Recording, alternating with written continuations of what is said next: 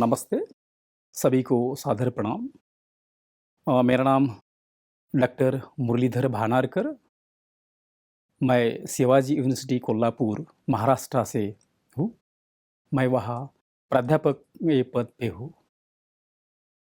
काफ़ी दिनों से जो रिसर्च चल रहा है ग्लोबली या मेरे यूनिवर्सिटी में या मेरे इंस्टीट्यूट में, ये और बियॉन्ड कैसा हो जाए, वो सब दुनिया देख रही है। एक्चुअली मैं बाय बर्थ फ्रॉम भंडारा, भंडारा से हूँ, जो नागपुर के नज़दीक है। वहाँ मेरा हाई स्कूल एजुकेशन हो गया। उसके बाद मैं औरंगाबाद में हायर एजुकेशन के लिए आया और वही कुछ साल मैंने 5-6 साल नौकरी किया, सर्विस किया। उसके बाद कोल्हापुर आ पहुँचा। कोल्हापुर आने के बाद मुझे काफ़ी अपॉर्च्युनिटीज़ मिली, रिसर्च पॉइंट ऑफ व्यू। जो स्टूडेंट्स होते हैं, मैं उनके नज़दीक जा सका, प्रॉब्लम क्या है, सोसाइटी में जहाँ पहुँच गया, जहाँ पे सोसाइटी में क्या प्रॉब्लम है, डाउन ट्रॉडन जो स्टूडेंट्स होते हैं, क्योंकि मैं भी एक फार्मर का सन हूँ, मैं भी एक डाउन ट्रॉडन फैमिली से बिलॉन्ग करता हूँ, लेकिन मैंने लर्निंग जो है ये कभी छोड़ा नहीं। ओनली बिकॉज़ ऑफ लर्निंग की वजह से ही मैं यहाँ अभी पहुँच गया हूँ। मैं जो रिसर्च कर रहा हूँ, वो कुछ मिसाइल एंटीनाज़ है, मोबाइल एंटीनाज़ है, वायरलेस सेंसर नेटवर्क्स है, कुछ सर्विलेंस के भी इसमें भी हम टच में आए हैं और अभी जो मेरा रिसर्च है अभी काफ़ी ग्लोबल लेवल पे हम वर्क कर रहे हैं। मेरे जो 2-3 स्टूडेंट हैं, एक स्पेन में है, एक ग्रीक में है और एक सियोल में है। इसके साथ-साथ इंडिया में भी मेरे काफ़ी स्टूडेंट्स जुड़ गए हैं, जो रिसर्च की वजह से। और मुझे एक बहुत बड़ा समस्या बोले तो मुझे नहीं, सभी वर्ल्ड को एक समस्या है कि that is e waste management. How to control e waste because it's a burning issue and due to e-waste we are getting lot of emission and that emission वो जो emission होता है तो उसकी वजह से inhalation की वजह से हमको कॉमन पीपल को डायरेक्ट कैंसर हो सकता है। ई वेस्ट ऐसा है पॉइजन है जो सालों साल पता नहीं चलता है लेकिन उसको सालों 100 साल इमिशन होने को लगते हैं और इमिशन होने के बाद डायरेक्ट वो एटमॉस्फेयर में इन्वॉल्व होता है और ऑक्सीजन के साथ हम इन्हांस करते हैं। तो ये सब कैसा कंट्रोल करें, ये बहुत बड़ी समस्या है पूरे वर्ल्ड के सामने। तो हमारे सेंटर में मैंने ऐसा सोच लिया है कि हम क्या कर सकते हैं इसके लिए। तो महाराष्ट्र में पहली बार ऐसी स्टेट यूनिवर्सिटी है कि जहाँ पे ई-वेस्ट मैनेजमेंट सेंटर है और हमारे जो वाइस चांसलर है, प्रोफेसर डीटी सरके sir, pro vice chancellor professor PS Patil sir और सब मैनेजमेंट इन्होंने मुझे काफ़ी सपोर्ट किया कि उनको मैंने बताया हमको क्या करना है या ई-वेस्ट कैसा करना है, तो हमने वहीं से बिगिन कर दिया है। उन्होंने बोला कि go ahead, you can start from the basic then what you want we are ready to do.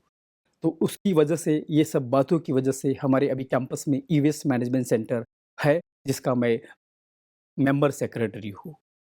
इसके अलावा ये सेंटर की वजह से मुझे सभी इंटरनेशनल लेवल पे या ग्लोबल लेवल पे इंटरेक्शन मिलने लगा। इतना ही नहीं तो मुझे एक 2021 को ग्लोबल टीचर अवार्ड भी घोषित किया गया है और उस माध्यम से कम 108 कंट्री को मैं जुड़ गया हूँ और काफ़ी जो कंट्रीज़ है वो काफ़ी इंटरेस्टेड है कि ई-वेस्ट ये कैसा कंट्रोल कर सके। बिकॉज़ इंडिया ऐसा मेजर कंट्री है जिसमें ज़्यादा से ज़्यादा ई-वेस्ट प्रोड्यूस होता है। तो इसमें सभी साइंटिस्ट, सभी रिसर्चर्स वर्क कर रहे हैं।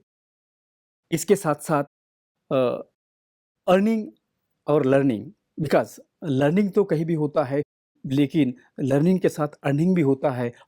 ये भी हम मोटो हमारे यूनिवर्सिटी के तरफ से बच्चों को सिखाते हैं।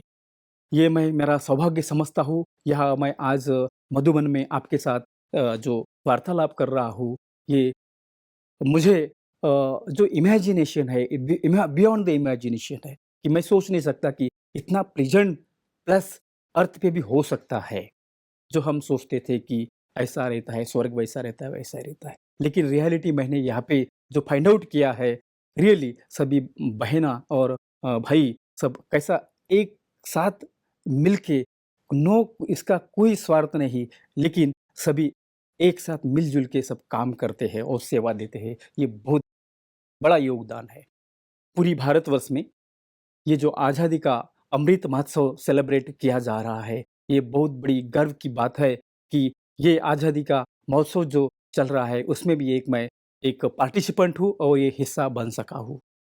ये जो सेंटर है, मधुबन है, शांतिवन है, ये रियली मन में, लाइफ में, समाज में एक बहुत बड़ा योगदान है, जिसमें जो हम आज़ादी का अमृत महोत्सव बना रहे हैं, ये सही ढंग से हम ये प्रोग्राम की वजह से प्रेरित हुए हैं। हमारे एक भाई जिन्होंने मुझे ये आइडिया दिया, ऐसा-ऐसा समिट है और वो सभी वर्ल्ड को एक शांति का संदेश देना चाहता है। वैसे ही भारत ये शांति का संदेश का एक अग्रदूत है। ये सभी वर्ल्ड ने देख लिया है।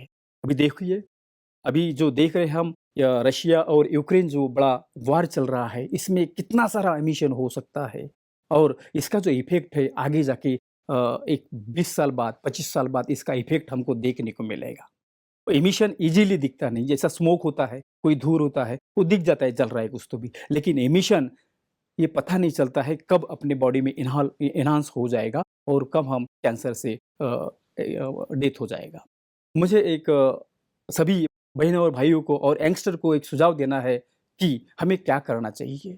मुझे लगता है हमारा ग्राम पंचायत है, नगर परिषद है, महानगर पालिका है, कंट्रीज है, स्टेट्स है और पूरा वर्ल्ड उसमें जुटा है।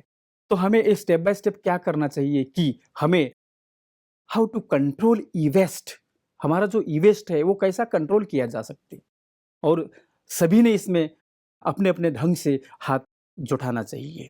जैसा सपोज़ हर घर में डेली मोबाइल है, बैटरीज़ है, अलग-अलग चीज़ें है।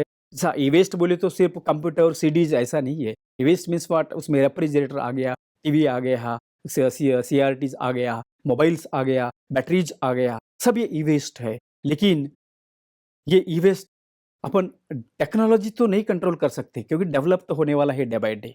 लेकिन we have to sustain the we have to develop the sustainable technology, because if we are going to sustain this technology and adoption of what such a technology, definitely we can control the pollution, definitely we can't, बोले तो हमारा जो environment है, हमारा जो वातावरण है, उसमें हम जो पॉइजन्स स्प्रेड कर रहे हैं वो कहीं न कहीं कंट्रोल कर सकेंगे।